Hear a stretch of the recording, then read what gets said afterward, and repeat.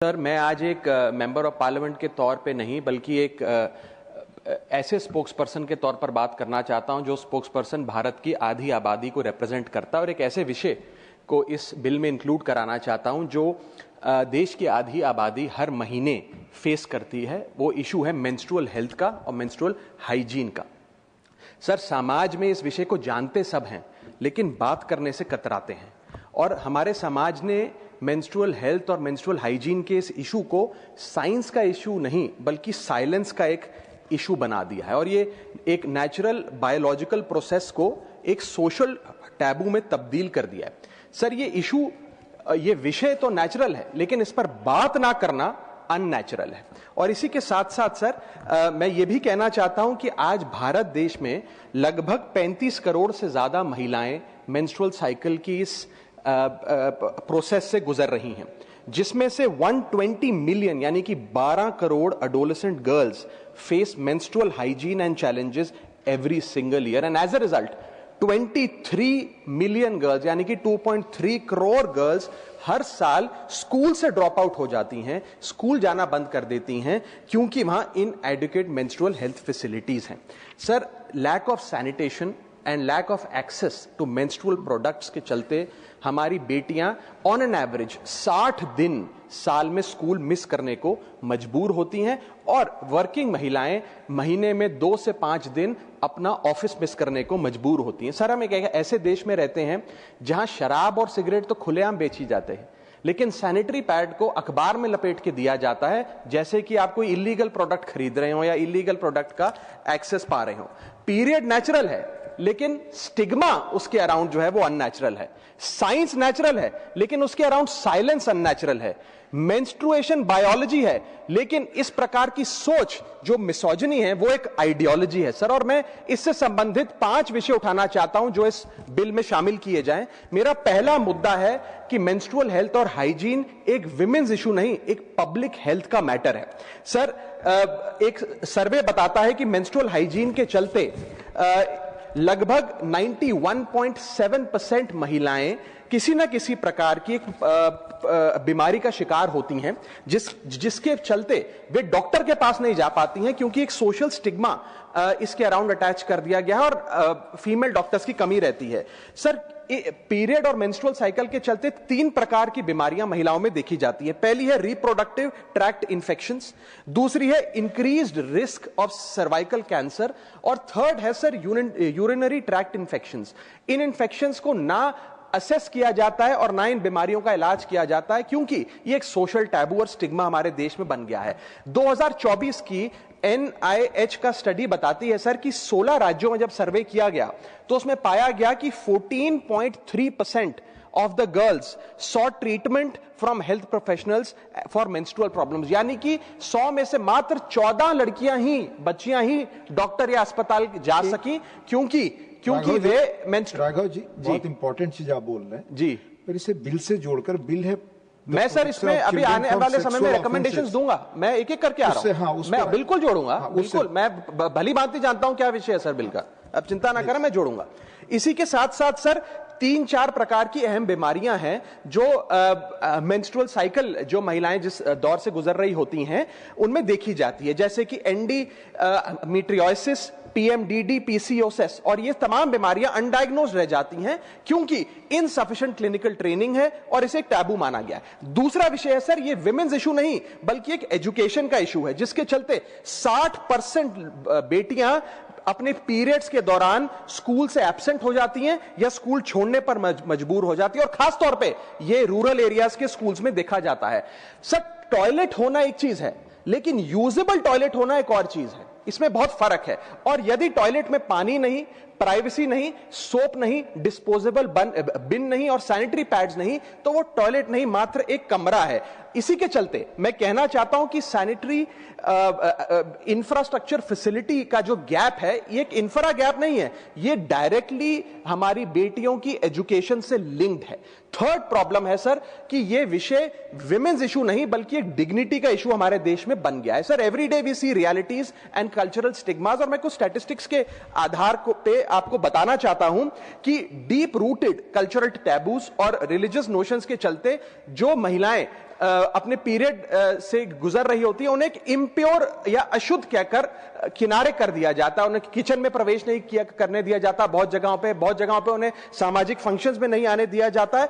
और 33% of the women, एक सर्वे के मुताबिक उन्होंने यह रिपोर्ट किया that they had no knowledge about menstruation before their first period arrived. यानी कि 1/3 महिलाएं ऐसी हैं जिन्हें अपने पीरियड के बारे में जानकारी भी नहीं थी कि ऐसी कोई चीज होती है, क्योंकि लैक ऑफ एजुकेशन है, एक सोशल टैबू है, एक स्टिग्मा है। 28% महिलाओं ने यह कहा एक सर्वे में कि वे आइसोलेटेड महसूस करती हैं मेंस्ट्रुएशन के दौरान, reflecting practices of temporary exclusion with in their households. Sir, इसके साथ साथ 32% महिलाओं ने कहा कि अपने पीरियड के दौरान वे एक्सक्यूजेस बनाकर उसे हाइड करने का प्रयास करती हैं, क्योंकि वे स्ट्रॉन्ग सोशल प्रेशर महसूस करती हैं। और इसी के साथ साथ एक नेशनल सर्वे बताता है कि 61.4 girls acknowledge societal embarrassment surrounding menstruation, which effectively highlights the normalization of this stigma.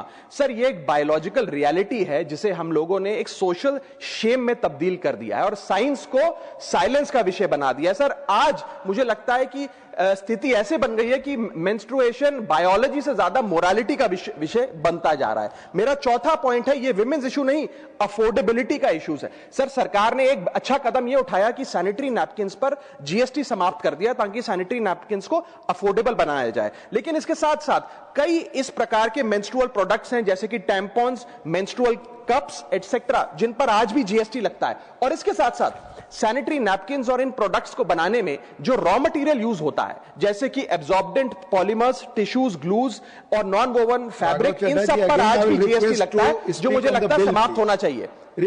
Speak on the bill. मैं आ रहा हूं सर, आ रहा हूं। I'll come to the subject. I will make recommendations. अलग सब्जेक्ट है। I will make recommendations. Sir, permit me to speak. I will make recommendations to the bill. I am coming to that.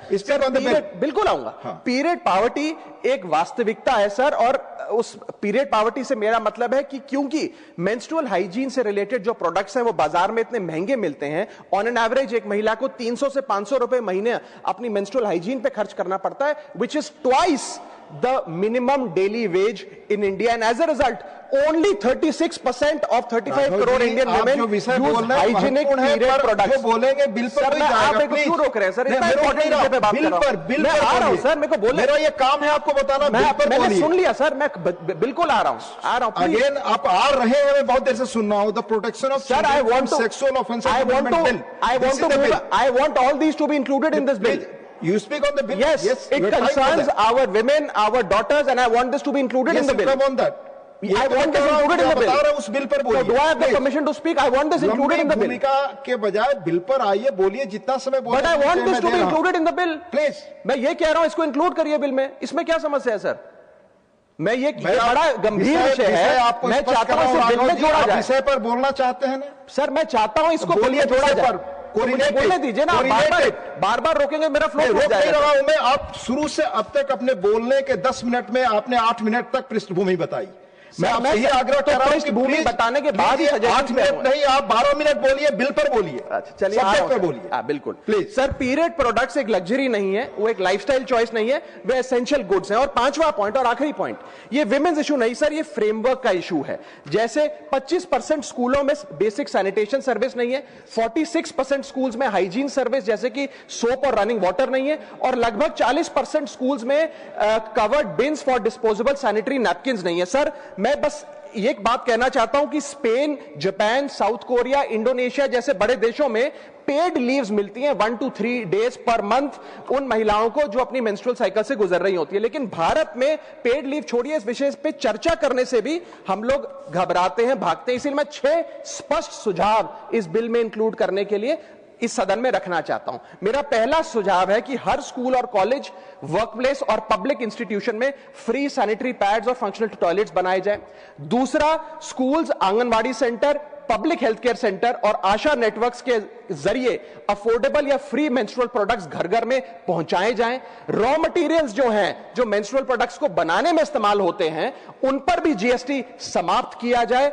और menstrual health की education की जब बात होती है स्कूलों में, तो सिर्फ महिलाओं को नहीं, बॉयज को भी इस करिकुलम में शामिल करना चाहिए, because boys are rarely included in menstrual health education. और शायद समाज के साइलेंस का एक बहुत बड़ा कारण यह है कि लड़कों को, स्कूल जाने वाले बॉयज को मेंस्ट्रुअल हेल्थ की साइंस से दूर रखा जाता है। पांचवा सुझाव, मेंस्ट्रुअल वेस्ट मैनेजमेंट के लिए नेशनल फ्रेमवर्क बनाया जाए ताकि सेफ और इन्वायरमेंटली रिस्पॉन्सिबल डिस्पोजेबल सिस्टम्स हो। और छठा और आखिरी सुझाव, डिस्ट्रिक्ट लेवल एनुअल मॉनिटरिंग हो मेंस्ट्रुअल इंफ्रास्ट्रक्चर की और इसकी पब्लिक रिपोर्टिंग का मैकेनिज्म बने। सर, जब एक लड़की स्कूल इसलिए नहीं जाती है कि स्कूल में पानी नहीं है, पैड नहीं है या प्राइवेसी नहीं है, तो यह उस लड़की की पर्सनल प्रॉब्लम नहीं है सर, यह सोसाइटी का फेलियर है, पॉलिसी का फेलियर है। और अगर एक लड़की डॉक्टर के पास इसलिए नहीं जाती है क्योंकि सोशल स्टिग्मा है, तो यह ट्रेडिशन नहीं है सर, यह निग्लेक्ट। और अंत में मैं यह कह के अपनी बात खत्म करूंगा कि मेंस्ट्रुअल हाइजीन कोई फेवर नहीं है, कोई चैरिटी नहीं है, कोई साइड इशू नहीं है। यह हेल्थ का इशू है, यह एजुकेशन का इशू है, यह डिग्निटी का इशू है, यह इक्वालिटी का इशू है। Women do not need our sympathy sir, women need equality. Women do not need silence, women need dignity, and women do not need tokenism, women need rights. Thank you.